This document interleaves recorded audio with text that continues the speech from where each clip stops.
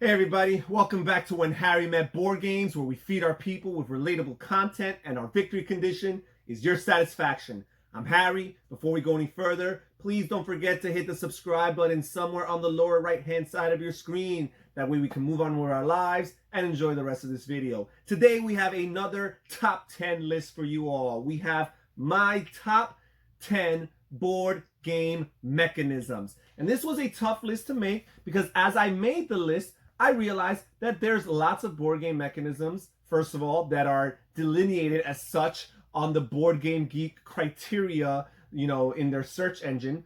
But not only that, there's a lot of them that I am attracted to or appeal to me or speak to me as a gamer. Now, I will say the top 3 to 5 were very easy to make, and really there's a lot of distance between them and the other mechanisms. But if you look at the bottom half of my list and some of the mechanisms that did not make it, there was a lot of tight competition between those mechanisms, and it was a little bit of a brain burner just finally deciphering how I would determine which mechanisms would come out on top. Now, a few things that I want to mention is I'm going to go through these top 10 mechanisms, and I am going to share a list of my games that fall under that category and highlight one game in particular that I feel is representative or at least a very popular game within that mechanism. It's not necessarily my favorite game within that mechanism. It may or may not be. However, I'm going to leave that information unspoken because I never know,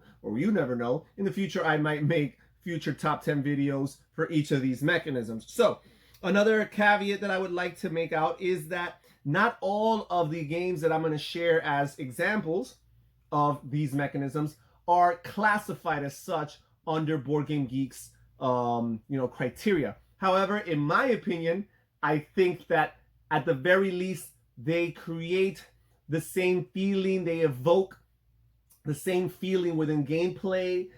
They serve the same purpose as these umbrella terms that we're using for these mechanisms, even though for whatever reason by Board Game Geek standards and even by some other gamers they don't fall under that category. But in my opinion, they do. And you guys can let me have it in the comments down below if you disagree. So without any further ado, we're going to move on to my list, my top 10 mechanisms. But I would like to point out a quick honorable mention, my number 11. And the reason why it did not make it to the top 10 is not because of how much I don't like it, or because I don't like it enough, because I like it quite a lot. It's because it's a mechanism that is usually a peripheral mechanism in gameplay. It's never really one of the main mechanisms, and it's auction for turn order. I enjoy games where you can bid for turn order. Games such as El Grande, games like Power Grid,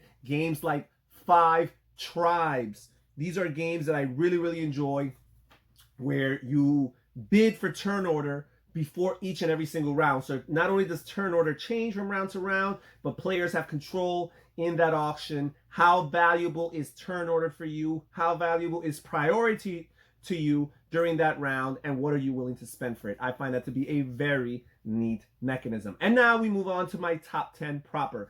First, my number 10 board game mechanism is what I will classify as not only dice rolling, but Yahtzee style dice rolling, where players are allowed to re-roll 2 or even up to 3 times some way, somehow. Either it's free re-rolling or some way the game allows you to mitigate the roll by spending some type of currency that allows you to roll again. So games that I own and have played that fall under this category include games like Pandemic: The Cure, Roll Through the Ages, Bang the Dice Game, Dice Masters, Tiny Epic Galaxies, which allows you to spend some resources in order to re-roll, Dice Town, which has a very creative way of doing it, where players are rolling over and over again and have the choice to lock things as they roll with each and every single roll, but what the other players are doing also influence how many rerolls you're gonna get. And finally, the game that I have as a representative for this mechanism is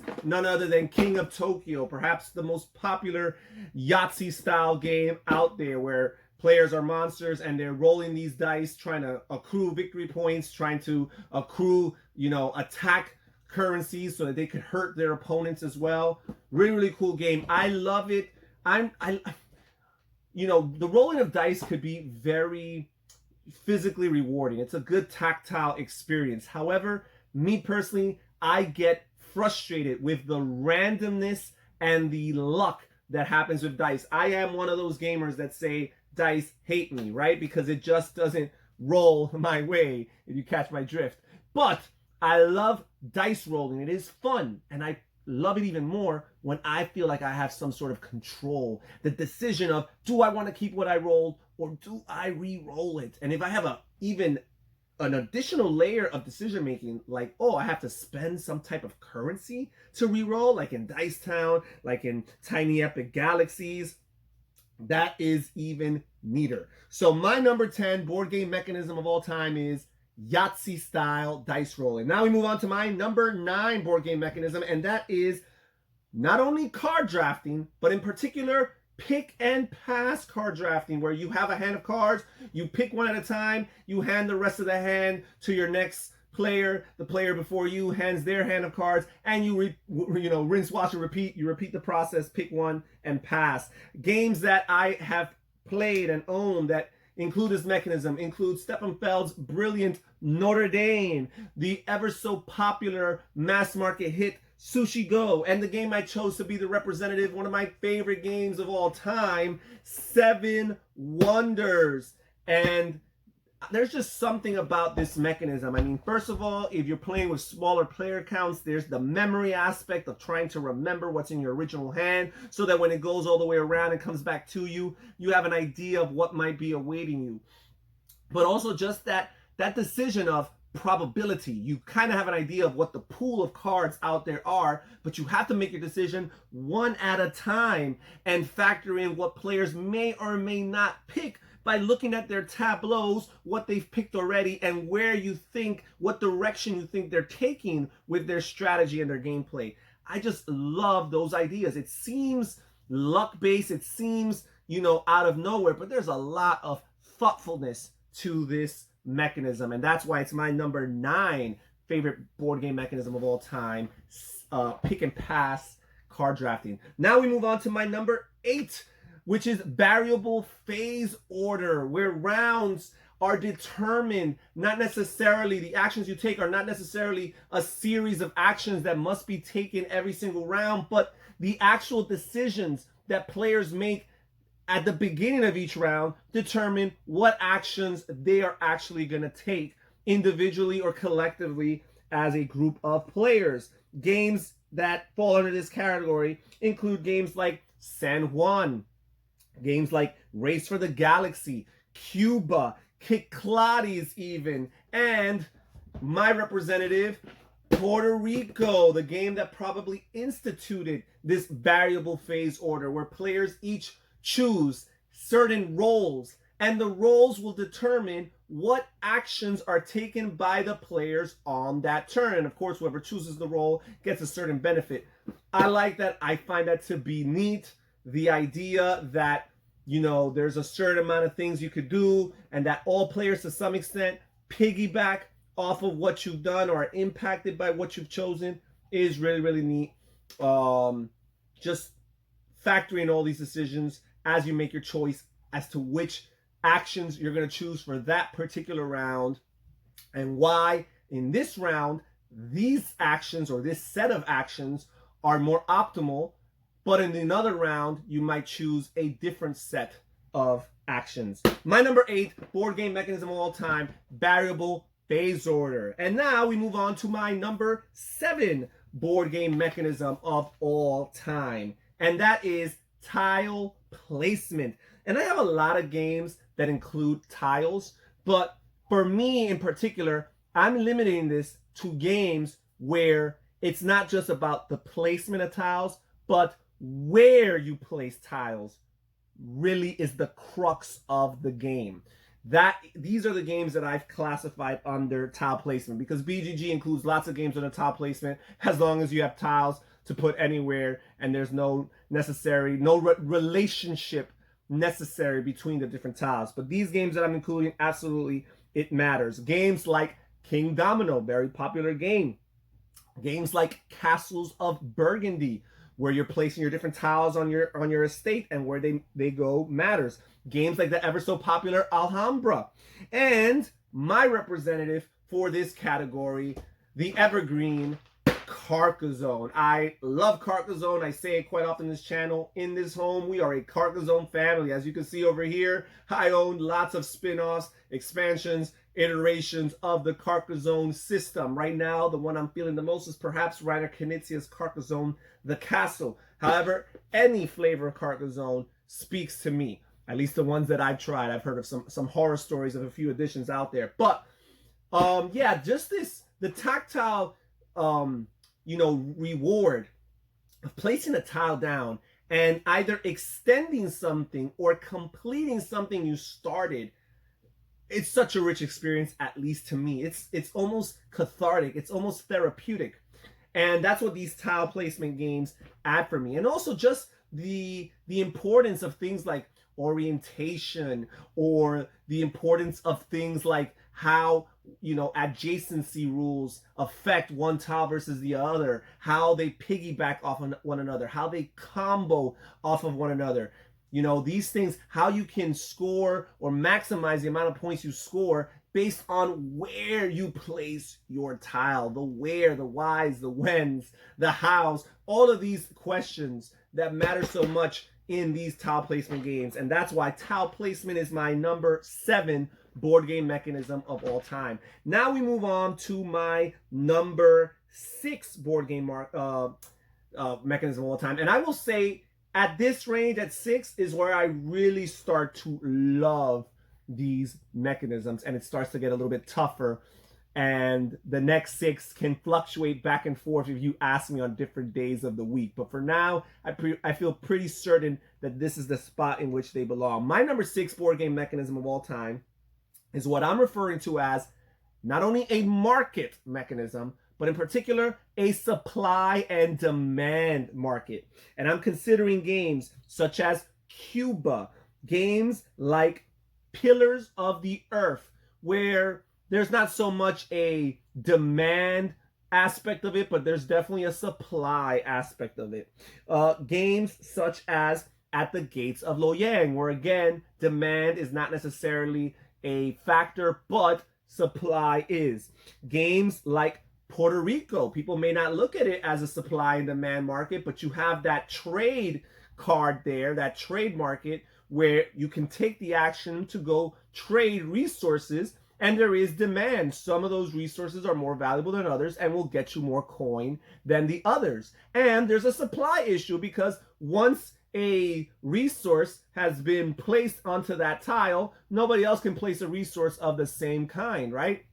Unless they've built a special building. So that is supply and demand. Same thing with San Juan, the card game version of Puerto Rico, where you always, when you partake in trade, you always flip over a card or a tile, and that tile basically tells you the supply and demand rate. It tells you how much your cards you're going to get from each of the respective resources if you choose to trade them in. And finally, the game that I'm going to use as a representative of the supply and demand market, and the game I feel like does it best, is none other than the classic Freedom and Freeze game, Power Grid, where not only do you have a market that has a supply and demand factor going into it, where the more there are of a resource, the cheaper it is, the less there are of a resource, the greater it is, but it also has a mechanism or a trigger at the end of each round where the stock gets refilled to some extent, right,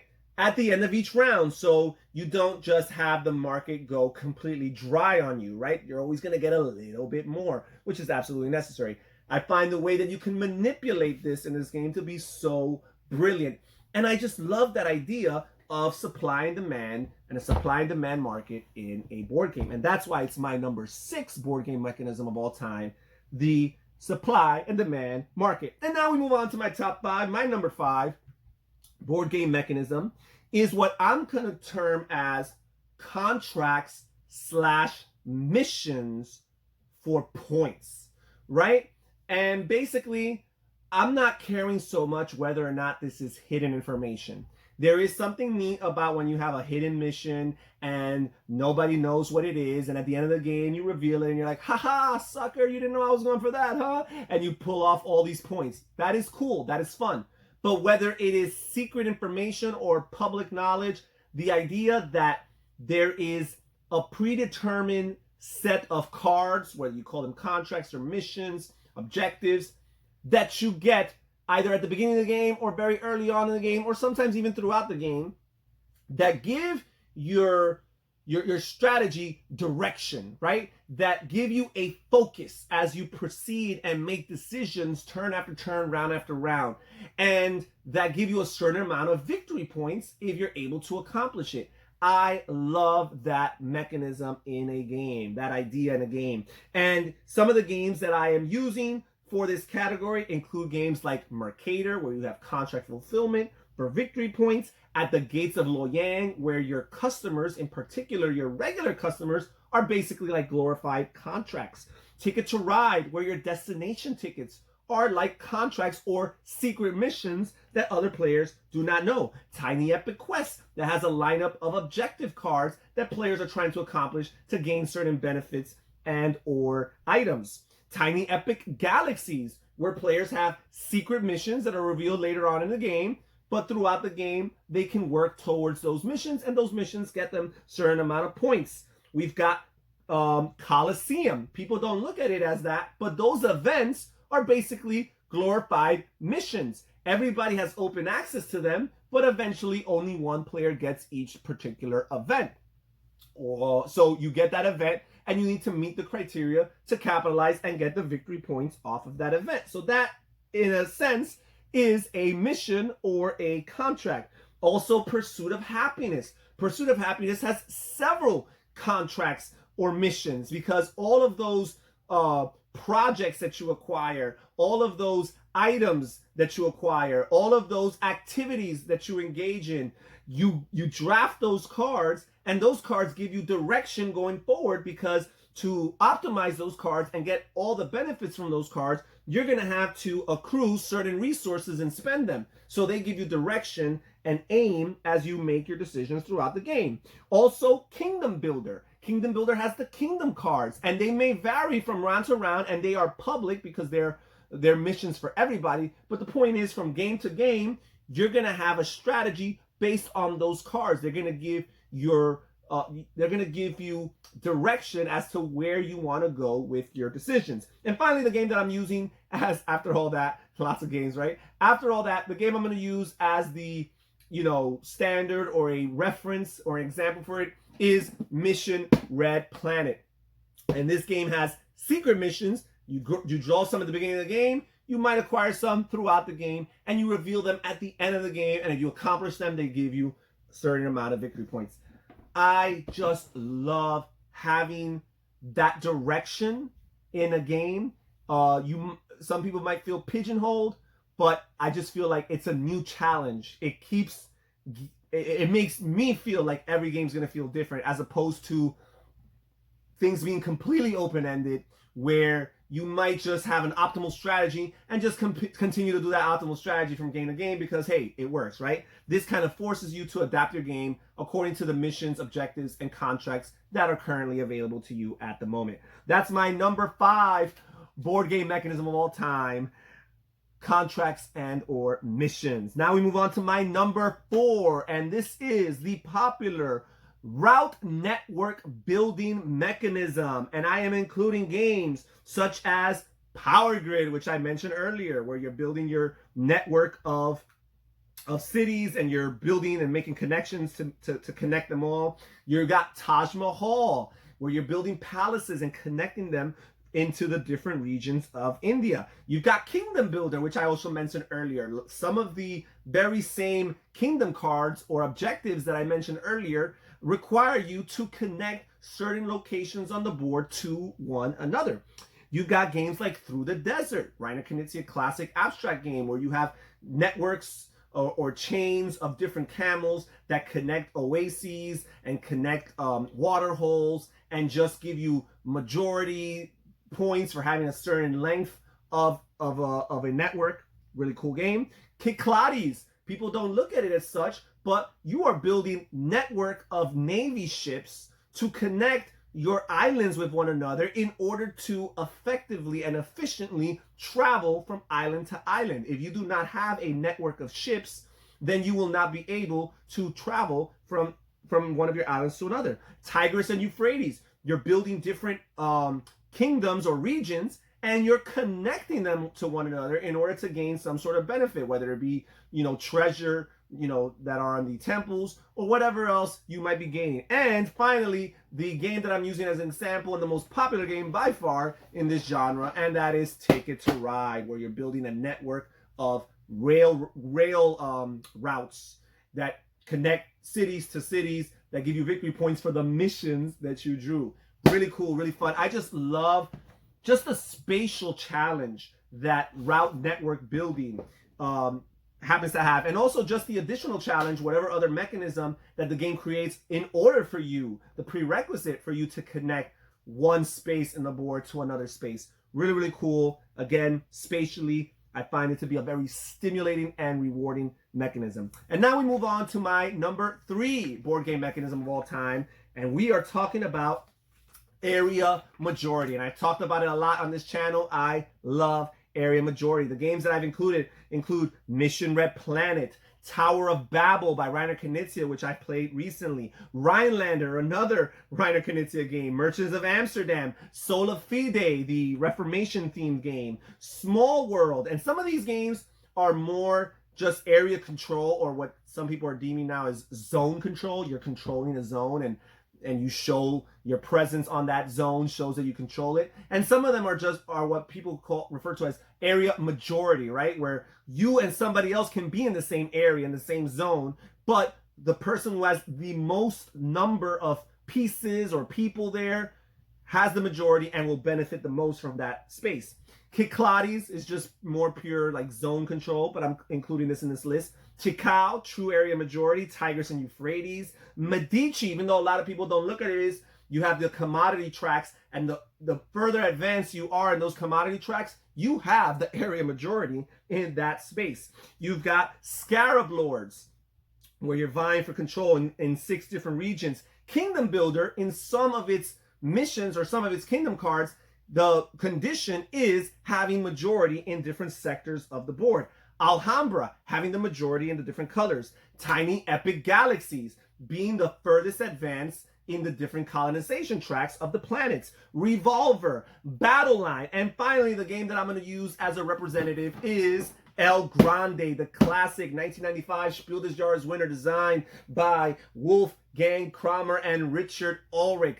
This game is a classic. I love the idea of competing with players, finding the most worthwhile zones or areas on a board, regions on the board, the ones that are going to give you the most bang for your buck, trying to be the majority in those places. Also, not falling asleep on how important it is to have secondary or sometimes even tertiary presence in some of these regions, because all those points end up adding up, and you're able to divide yourself and spread yourself a little bit more by settling for some second and third place finishes in some of these areas. And just, again, all the different ways that these games incorporate or make you work towards your goal of having the majority in these areas, I always find it to be such a stimulating experience, trying to solve that problem of how am I going to be the first person there? How am I going to at least be in the top 2 there? Really, really cool. I love area majority. My number 3 board game mechanism of all time. And now my number 2 is deck building. I made a video about this a few months ago about why I love deck building. It's probably the mechanism that really got me into the hobby. Still just number 2. You'll find out which one is my number 1 soon. Some of the games include games like Thunderstone Quest, Clank, Xeno Shift, Star Realms, Hero Realms, Valley of the Kings, Friday, Harry Potter Hogwarts Battle, Ascension, DC deck building game, Marvel Legendary, and the game I'm going to use as a representative, Dominion, the grandfather of all deck builders. I just love the engine building that a deck builder provides. I love trying to see how cards combo off of one another. I love seeing what are the available cards. I love how this genre opens itself up to tons of content, to tons of replayability, to tons of expansions and re-implementations of these gaming systems. Really, really cool. I've invested a lot in deck builders. I just love the experience. I also find it to be, you know, almost like a gateway mechanism, but at the same time, some of these games are a little gateway plus, so they're good next step games for people who are, you know, transitioning from that casual gamer experience to more of a hardcore gamer lifestyle. Really, really fun. Love myself deck building games. My number 2 board game mechanism of all time. And now my number 1 board game mechanism of all time, very popular board game mechanism, and that is worker placement. And I will include in this list of games like Ora and Labora, Agricola, All Creatures Big and Small, Le Havre, The Pursuit of Happiness, Dice Hospital. Even though you don't have the tension of fighting for the spots with your opponents, you still have the tension of blocking those spots from yourself. Notre Dame, which is not classified as such, but I believe that those cubes that you're placing in the different sectors of Notre Dame, they're basically workers. Deadwood, Wild West theme game, Tiny Epic Western. Takedo, another game that's not really classified as worker placement, but in essence, that's what you're doing. You're placing your person in a spot. You only have one of them, but you're going to do this several times throughout the game. That spot's going to get you a certain benefit, and that spot is blocked from any other player. You got Cuba. Again, it's not classified as such, but from round to round, you're placing your little worker in a particular spot in your hacienda. You could only go in one spot, and that one spot is going to trigger a series of events. Robinson Crusoe, cooperative, but worker placement nonetheless. And the game that I will use as the representative, one of the most popular worker placement games out there, and that is Agricola. We are an Agricola family here as well. Love this game. There's just something about worker placement. I find that worker placement games, in my opinion at least, feel like the most thematic Euro-style games in the market. That's just my opinion. There's something about this mechanism that makes you connect with the theme. I don't know, it's like you feel that you're in control of these workers in some cases. In other cases, these workers represent some abstract concept, but even so, the game just feels thematic. The idea that you have all of these actions and you can block these spots from other players, sometimes choosing an action that might not be the most optimal, but you want to keep it out of the hands of your opponent, and that feeling is so satisfying at times. But yeah, it's an amazing mechanism. So many great games out there. So many more great games yet to explore in that genre. My number 1 board game mechanism of all time, worker placement. And that right there, folks, is my top 10 board game mechanisms of all time. Please comment down below. Let me know what your favorite board game mechanism is. Let me know what your favorite games within my favorite board game mechanisms might be. I want to hear your opinions. I want to hear your thoughts. I love to get your feedback. Thank you so much for watching us here at When Harry Met Board Games. Thank you for giving this channel some time and some of your love. This is Harry saying take care, everybody. Stay safe. Have fun gaming. And I'll catch you next time. Bye-bye.